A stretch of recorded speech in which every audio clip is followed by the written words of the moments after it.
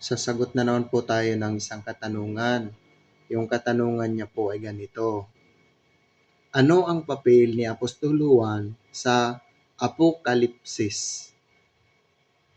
Ang papel po ni Apostol Juan sa Apokalipsis ay isang alipin at isang tagapamagitan at sa kaniya ipinadala at ipinaalam sa pamagitan ng anghel ni Jesucristo.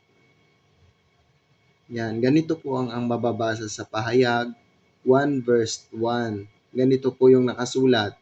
Ang Apokalipsis ni Jesucristo na ibinigay ng Diyos sa Kanya upang ipahayag sa Kaniyang mga alipin sa makatuwid ay ang mga bagay na nararapat mangyaring madali at Kaniyang ipinadala at ipinaalam sa pamagitan ng Kaniyang anghel sa Kaniyang alipin na si Juan.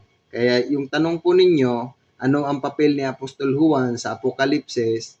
Ang papel ni Apostol Juan sa Apokalipsis ay isang alipin at isang tagapamagitan at sa kanya ipinadala at ipinaalam sa pamagitan ng anghel ni Jesucristo. Kaya hanggang dito na lang po. Ingat at paalam po.